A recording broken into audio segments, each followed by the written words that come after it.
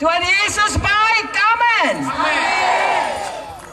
Silakan duduk kalau saudara mau duduk, kalau mau berdiri juga tidak apa-apa. Hari ini saya mau bersaksi mengenai Tuhan Yesus, betapa baiknya Tuhan Yesus kepada saya, tapi kepada semua kita pun. Tuhan tidak membeda-bedakan kita. Tuhan sangat mengasihi kita. Dan Tuhan Yesus baik kepada kita semuanya. Dan saya mau bersaksi sesuai dengan tema daripada KKR ini, yaitu freedom, kemerdekaan, kebebasan. Saya mau bersaksi mengenai kebebasan yang saya terima dari Tuhan Yesus. Ya, saya memang tidak dipenjara, saudaraku, ya, secara badani tadinya, ataupun saya tidak lagi di bawah penjajahan seperti bangsa kita ini di bawah penjajahan bangsa Belanda. Tidak ada secara badani, tidak, tetapi secara rohani, tanpa saya sadari, saya dijajah oleh kuasa-kuasa kegelapan dengan cara berpikir dan cara hidup saya yang salah, yang berdosa, yang tidak sesuai dengan firman, yang tidak percaya kepada Tuhan Yesus. Hari ini tema daripada KKR ini diambil dari Yohanes 8:36 yang berkata, jikalau Yesus memerdekakan kita, maka kita benar-benar merdeka. Amen. Ayat 32 berkata, jikalau kita mengenal kebenaran, maka kita akan dimerdekakan. Amen. Jadi dua perkara. Kalau kita mau merdeka, satu, dimerdekakan oleh firman, dua, dimerdekakan oleh Tuhan Yesus. Baik firman, baik Tuhan Yesus itu sama. Yohanes 1:1 berkata, pada mulanya adalah firman. Firman itu bersama-sama dengan Allah, dan firman itu adalah Allah. Jadi saya sudah dimerdekakan oleh firman dan dimerdekakan oleh Tuhan Yesus. Malam ini saya percaya kita yang hadir di sini, semua kita pulang dari tempat ini tidak ada lagi yang terikat, dijajah oleh kuasa kegelapan atau apa saja, tapi kita merdeka. Amen. Oleh Tuhan Yesus dan oleh firman Tuhan yang berkuasa. Saudaraku, saya tidak mengerti bahwasanya saya ini adalah seorang yang berdosa, dan saya tidak mengerti bagaimana hidup menurut Tuhan Yesus atau menurut firman Tuhan. Kepada saya, waktu kecil, saya belum selamat, belum lahir baru, belum kenal Yesus.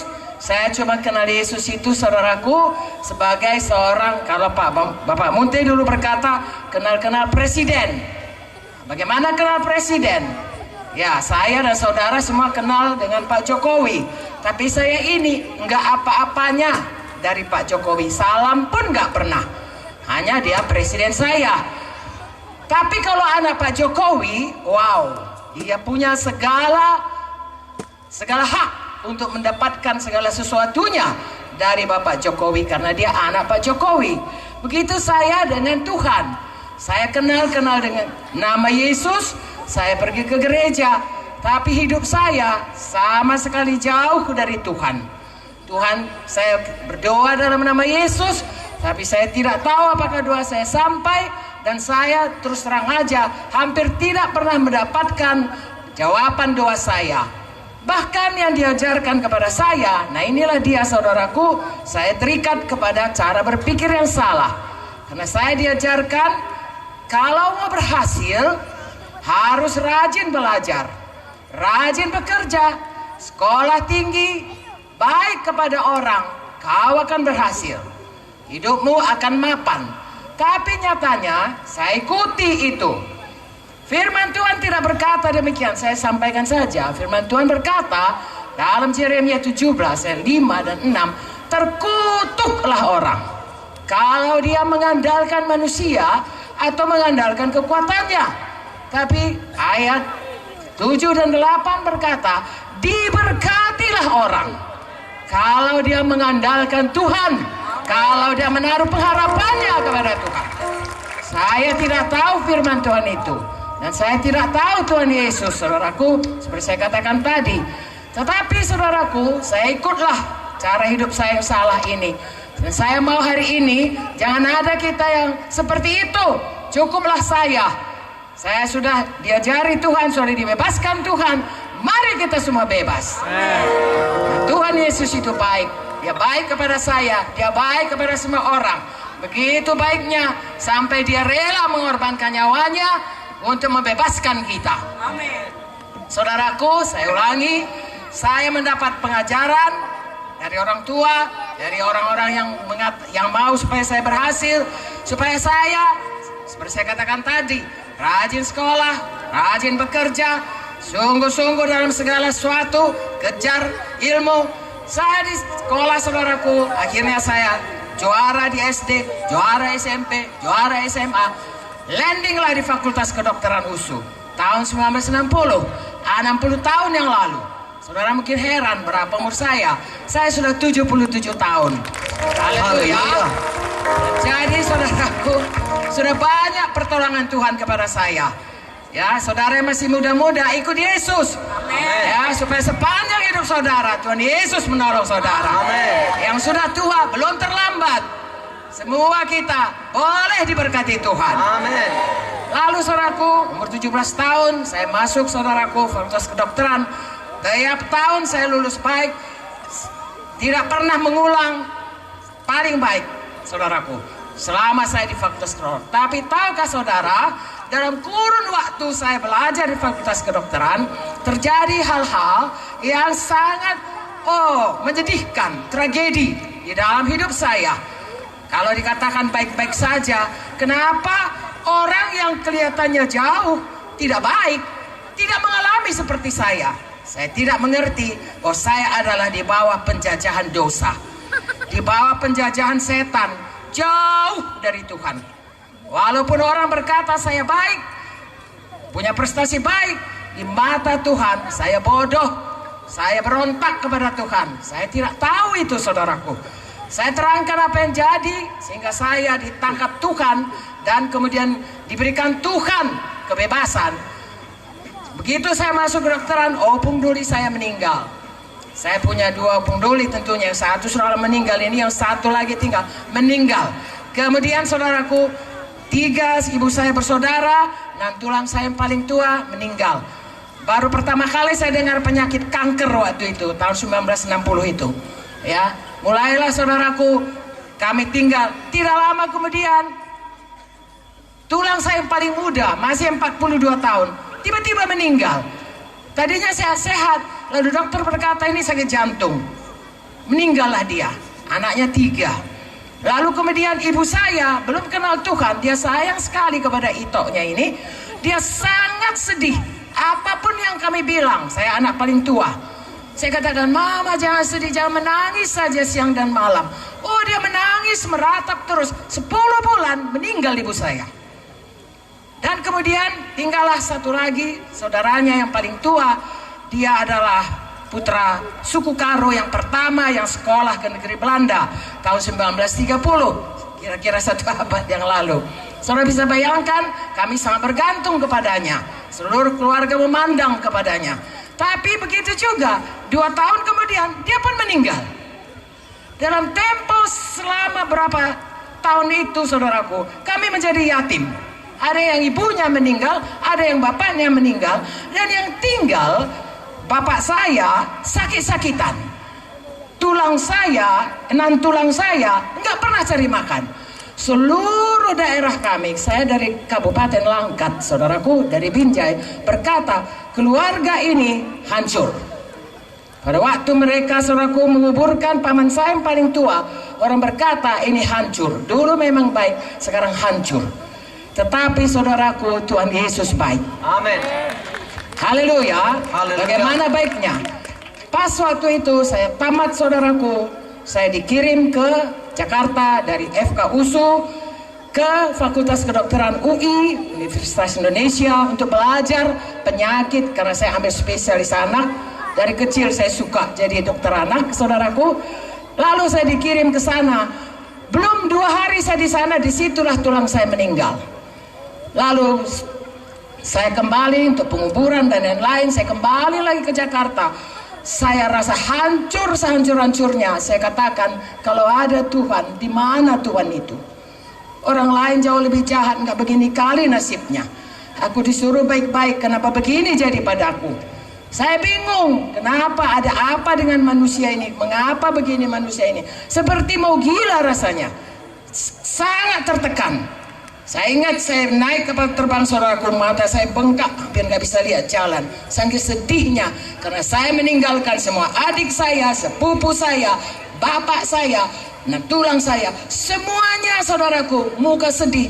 Tapi saya harus pulang ke UI. Setahun saya di sana, saudaraku. Tahukah saudara, saya tinggal dibuat Tuhan di tempat kos di mana banyak anak Tuhan, orang Kristen yang sudah lahir baru, yang kenal Tuhan Yesus. Lalu mereka lihat saya, saudaraku, sedih. Dia seperti saudara ini, ada yang mengajak saudara datang kebaktian. Dia ajak saya kebaktian. Pada satu kebaktian, saya dengarkan firman Tuhan seperti ini. Saya dengarkan nyanyian dari kor yang mengatakan, Yesus itu sudah mati bagi saya. Saya ini sebenarnya orang berdosa, orang bilang saya baik, tapi firman Tuhan berkata, Roma 3:23, semua manusia sudah berdosa. Dan upah dosa adalah maut, artinya hukuman kekal di neraka. Tapi Yesus sudah mati untuk menggantikan saya, supaya saya yang berdosa ini ditebus oleh darah Yesus yang tercurah di kayu salib. Siapa yang percaya, dia akan menerima pengampunan dosa, dosanya diampuni, dan dia menjadi anak-anak Bapa surga. Pada waktu saya dengar, saudaraku, berita yang baik, firman Tuhan itu, saya menangis di krosi saya. Saya ini orangnya keras, saudaraku, karena di tempat keadaan itu nggak pernah nangis walau bagaimanapun. Tapi pada waktu Yesus datang, seolah-olah bicara kepada saya langsung melalui firman Tuhan, melalui nyanyian, melalui semuanya keadaan di gereja itu. Seolah-olah Tuhan berkata kepada saya, aku sudah menyerahkan seluruhnya bagimu. Aku sudah mati bagimu. Apa yang mau kau serahkan bagiku? Saya bilang, Tuhan, ku serahkan seluruh hidupku.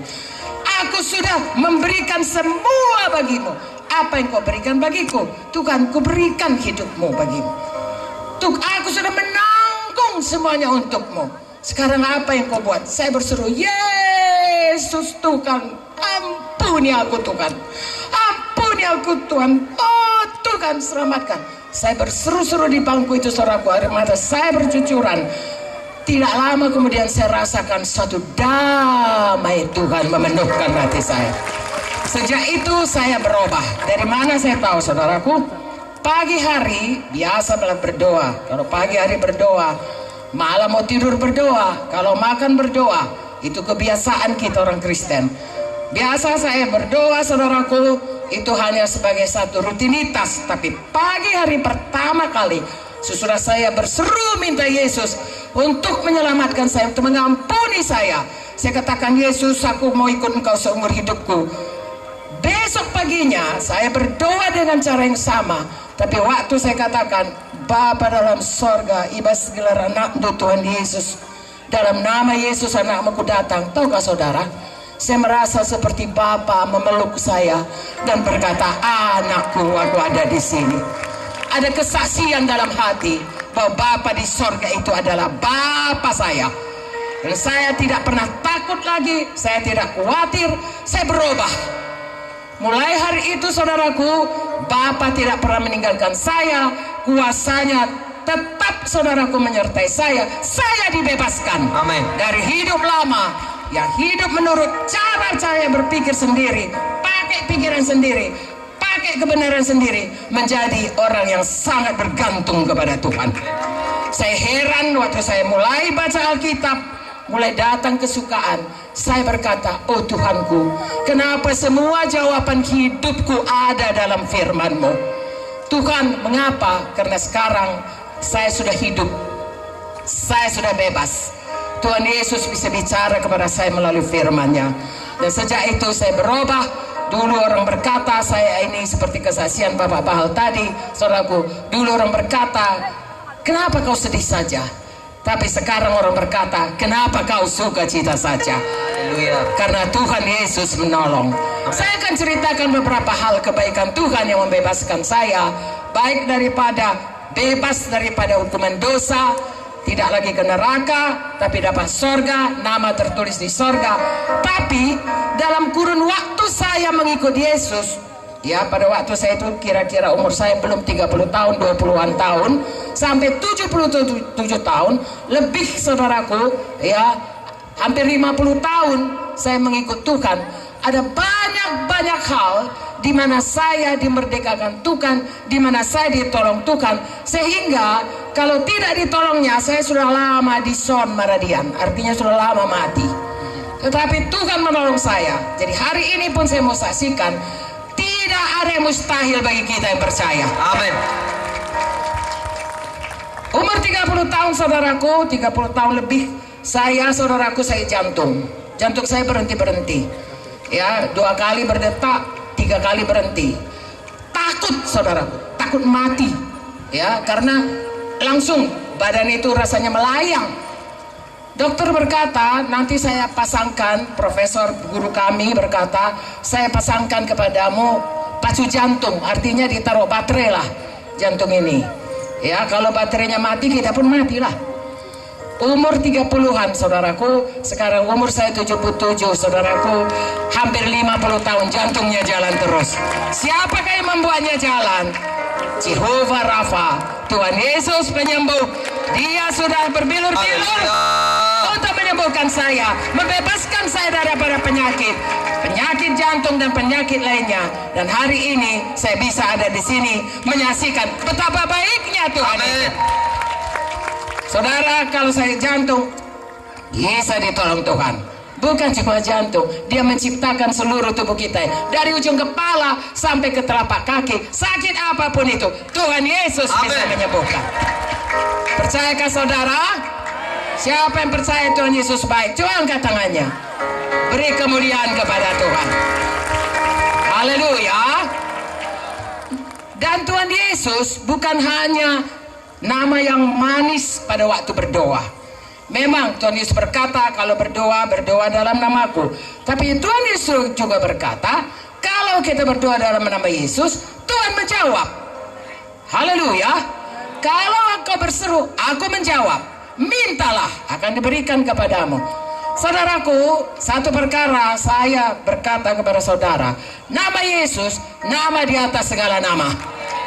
Nama di atas segala nama penyakit, nama di atas segala nama setan iblis manapun yang mau mengancam kita. Haleluya. Dalam nama Yesus saudaraku, tidak ada yang bisa melawan. Amin.